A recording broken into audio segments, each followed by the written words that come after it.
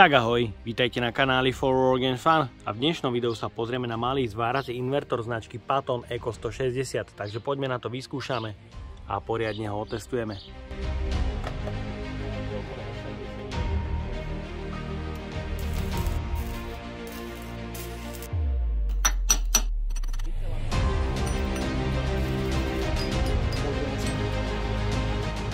Už v predchádzajúcom roku sme mali možnosť zoznámiť sa so značkou Patton, ktorá pochádza z Ukrajiny.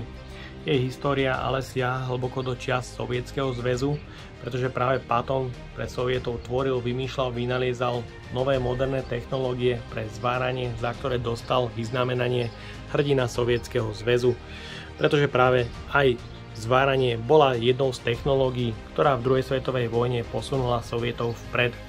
No a v dnešnej modernej Ukrajine sa napríklad Zváracký inštitút v Kyjeve nazýva práve po Pattonovi, čiže Pattonov Zváracký inštitút v Kyjeve.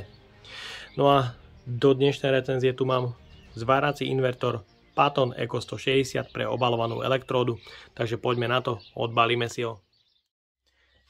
Určite chválim robustné kufríkové prevedenie, v ktorom sa zváračka predáva. Má to jedno pevné robustné madlo pre jednoduchší transport a zároveň dva otvory pre uzamknutie kufríku. V kufríku nájdeme užívateľský manuál. Je tu popruh pre zavesenie cez ramena. Patton pre svoje zváračky pribaľuje kvalitné príslušenstvo v spolupráci so značkou Ebicor Binzel, takže samostatne tieto kliešte pre zváranie metódou obalovanou elektródou majú hodnotu možno aj niekde okolo 80 aj 90 eur.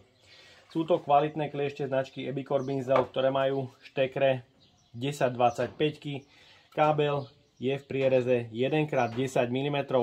Podľa hmotnosti ide o medené káble s dĺžkou 3 m a máme tu kliešte pre držanie obalovanej elektródy a rovnako kliešte pre uzemnenie, ktoré majú medený pásik do 300 A. No a v balení je samotná miniatúrna zváračka Patton Eco 160. Zváračka Patton Eco 160 je minimalistických rozmerov, kde výška je 20 cm, hĺbka rovnako 20 a šírka 10 cm. Je to celkovové vyhotovenie, čo určite chválim, je, že má pevné madlo pre jednoduchší transport, pretože mne osobne práve toto vyhovuje, ale zároveň tu máme možnosť zavesenia cez popruhy. Je to postavené na 4 nožičkách, ktoré sú len plastové, čo je trošku škoda, pretože pri nízkej hmotnosti sa zváračka pri potiahnutí môže sklznúť z pracovného stola.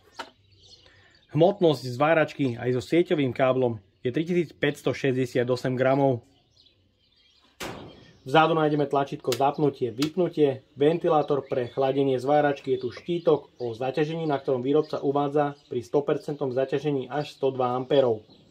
Je tu sieťový kábel na 230 V, ktorého dĺžka sú 2 m a použité káble sú 3x1,5.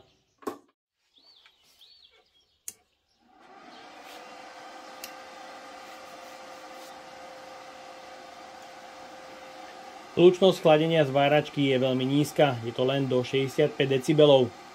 Na zváračke nájdeme kontrolku zapnutia stroja, kontrolku prehriatia stroja, je tu jeden malý displej pre zobrazenie nastavenia v amperoch, kde minimum je 20 A a maximum 160 A. Potenciometer ide nastavovať veľmi pekne, svížne aj po jednotkách, takže sa dá nastaviť presne, ale zároveň ide ovládať veľmi rýchlo. Je tu prieduch odvetrania a štekre pre kliešte držanie obalenej elektródy a uzemnenie. Zváračka má rovnako funkcie Hot Start alebo Arc Force, ale tieto funkcie sa nedajú ovládať. Chladenie zváračky má dobeh po vypnutí zhruba 3-4 sekundy. Začíname teda zvárať metódou obalovanou elektródou od priemeru elektródy 2 mm až po 4 mm a vyskúšame zvárať aj nehrdzavejúcu oceľ.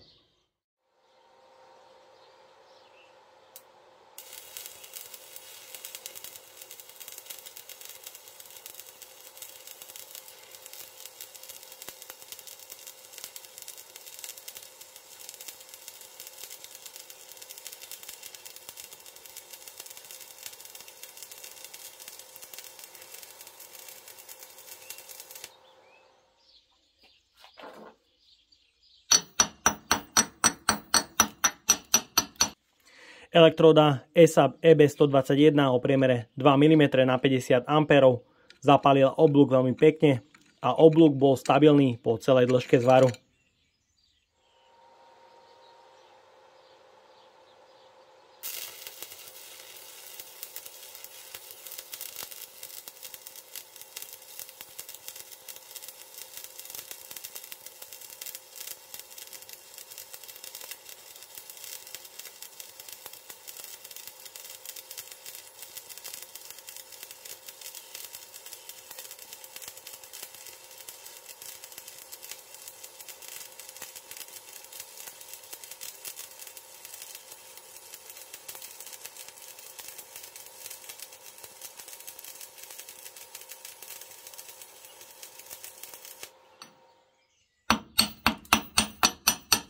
Rovnako elektróda o priemere 2,5 mm zapálila veľmi pekne a je vidieť stabilitu oblúku po celej dĺžke zvaru.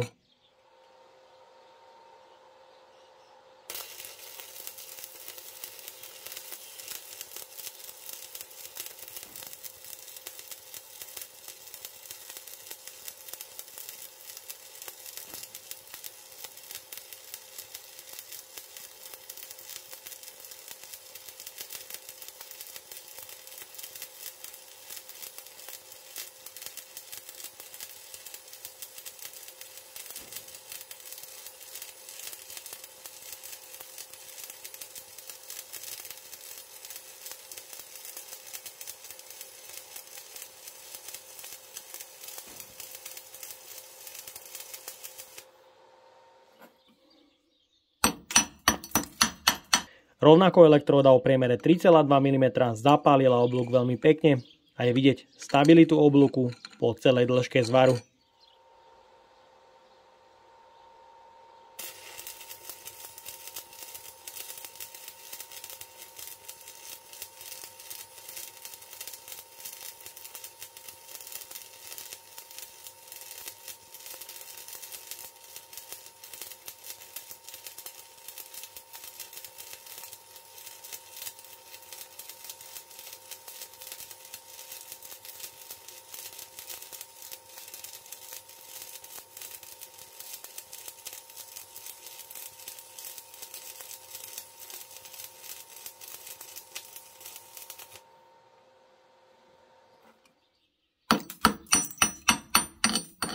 Tiež elektróda o priemere 4 mm na maximum 160 A zapálila absolútne bez problémov a je vidieť stabilitu oblúku po celej dĺžke zvaru.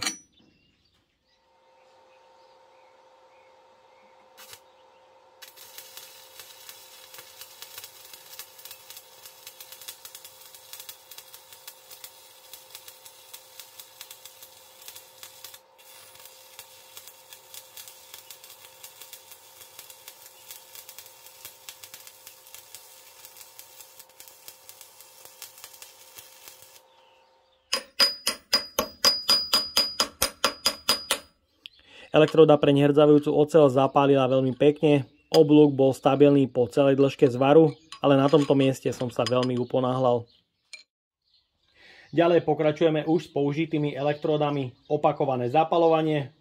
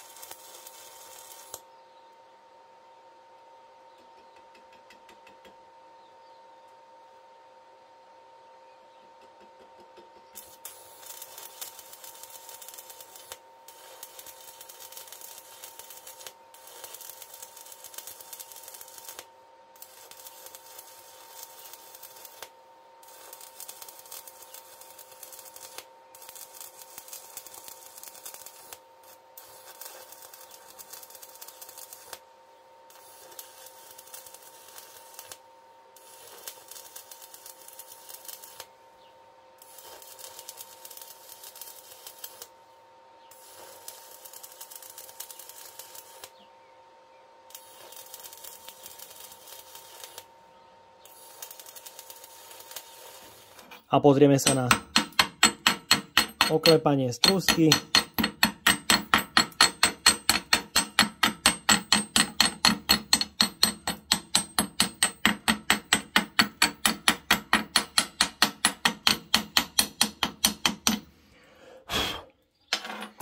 Takže opakované zapaľovanie aj použitej elektródy EB121 nie je na tejto zváračke absolútne žiadny problém a je to veľkou prednosťou práve zváračiek Paton, že dokážu bez problémov veľmi ľahko zapaľovať oblúk už s použitou elektródou na nízkych amperoch. Následne vyskúšame nepretržité zváranie. Aktuálna teplota v dielni je cez 30 stupňov Celzia. Je to teda dostatočne vysoká teplota na to, aby sme vyskúšali zaťažovateľ zváračky na 160 A. Budem páliť jednu elektródu za druhou na maximum a uvidíme, aký čas vydrží zvárať až do signalizácie prehriatia stroja. Takže poďme na to.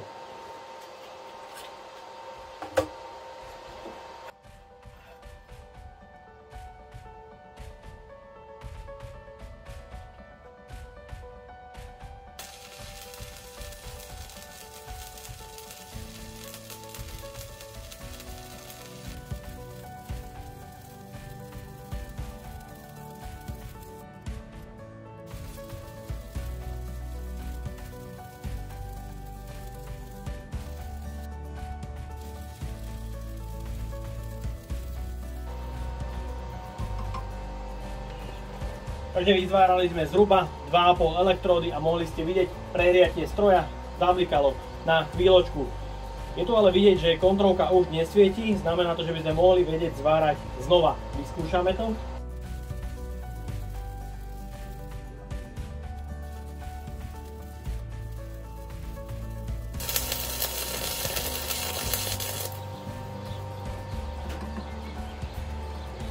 No a teraz tu máme kompletné prehriatie stroja, keďže signalizácia prehriatia svieti.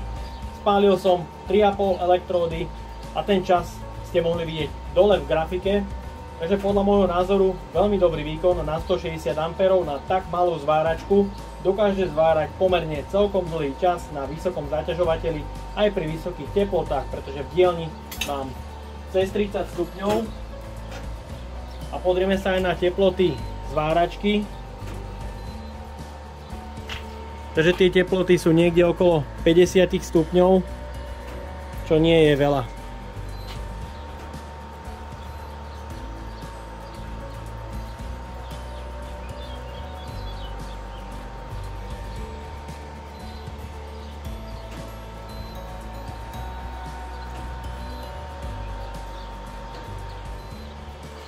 A môžete vidieť, už po krátkom čase je zváračka znova pripravená zvárať, takže to vyskúšame.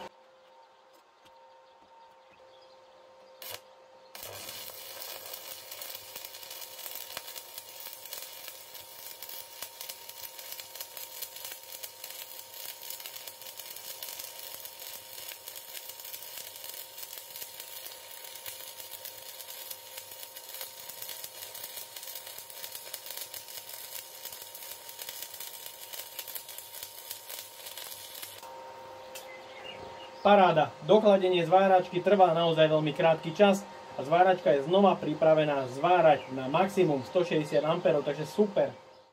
Zváračku Paton Eco 160 odskúšame aj na elektrocentrále, ktorú mi do recenzie zapojičala firma Technia. Centrála je značky RID s osadenou motorovou jednotkou so spaľovacím motorom značky Bridgestone XR950, ktorá používa asynchrónny motor s výkonom 2,8 kW. Tá centrála určite stačí na krátkodobé používanie zhruba na 70-80 A a rovnako som si už rozprestrel sieťový kábel na 230 V s prierezom 3x1,5, ktorej dĺžka je zhruba nejakých 40 metrov. Takže uvidíme, či zváračka od Patonu bude schopná zvárať na 50 až 70 A, či už na elektrocentrále alebo na dlhom predĺžovacom kábli. Takže poďme na to.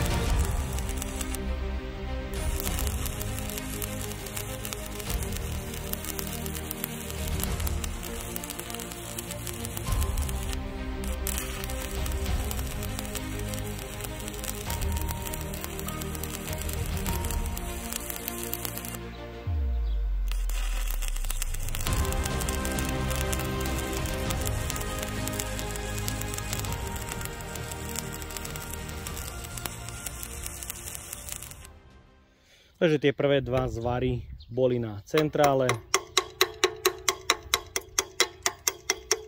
Elektrody to zapaluje veľmi pekne, či už na centrále alebo na sieti. Prvé dva zvary sú s elektrocentrálou. Zváračka s tým nemala absolútne žiadny problém zapáliť oblúk, bol po celej dĺžke stabilný a rovnako na predĺžovacom kábli o dĺžke 40 metrov. Zváračka zapaluje elektrody veľmi pekne aj v opakovanej frekvencii. Tak a máme tu záver. Odskúšal som ďalší model zváračky značky Paton, ktorý splnil očakávanie, pretože už predchádzajúca verzia zapalovala veľmi pekne a nájdete ju hore v karte. Zváračka Paton Eco 160 je to proste podľa môjho názoru výbavou vynikajúco vybavený stroj s kvalitným príslušenstvom a praktickým balením. Zváračka zapaluje oblúk veľmi pekne.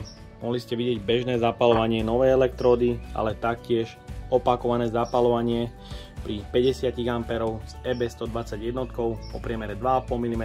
Zváračka na 50 A dokázala krásne opakovane zapalovať oblúk, čo je u týchto zváračiek v cene do 250-300 eur veľký problém, pretože novú elektródu nemá problém zapáliť akákoľvek zváračka, pretože elektródy majú na špici uhlíkovú kontaktnú časť, ktorá pomáha zapalovať zváračkám oblúk. Taktiež ste mohli vidieť zaťažovateľ, ktorý sa šplhal 4 minútam na 160 A a dokázal pri 32 stupňovej teplote zvárať niekde okolo 3,5 minúty a spáliť 3,5 elektródy, čo je podľa môjho názoru veľmi, ale veľmi dobrý výkon, pretože zváračka je naozaj miniatúrnych rozmerov, hlučnosť chladenia je veľmi nízka, príjemná, takže ten zaťažovateľ samozrejme nezvládla tak, ako výrobca uvádza, pretože ten sa má uvádzať pri 40 stupňovej teplote, ale podľa môjho názoru aj tak veľmi, ale veľmi dobrý výkon, či už zapalovanie, zaťažovateľ, výbava, ktorá je kvalitná a jediné, čo by som tejto zváračke mohol v cene 250 eur trošku vypichnúť, je, že výrobca použil na osadenie zváračky plastové nožičky, po ktorých sa zváračka na pracovnom stole môže šmýkať, pretože jej hmotnosť je len 3,5 kg. Takže to je to jediné, čo by som tejto zváračke vypichol a ja dúfam, že sa vám dnešné video páčilo. Ak by ste ma aj vy chceli podporiť finančným príspevkom, dole do popisu vkladám link na PayPal Donate. No a odo mňa je to na dnes všetko a ak sa ti toto video páčilo, daj like, potvrď odber a zvonček, aby ti neušlo ďalšie video. Ahoj!